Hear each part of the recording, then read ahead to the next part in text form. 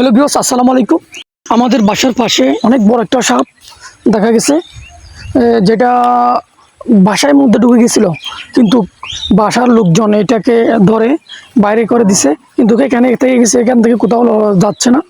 তো আজকে দেখাবো আপনাদেরকে। এই যে দেখা যাচ্ছে হালকা, এই যে কত বড় একটা সাপ, মানে এখন উনি কোথাও যাচ্ছে না, যেখানে বাইর করে দিচ্ছে বাসা থেকে, যেখানে রাখছে এখানে থেকে গেছে, দেখতে পাচ্ছেন।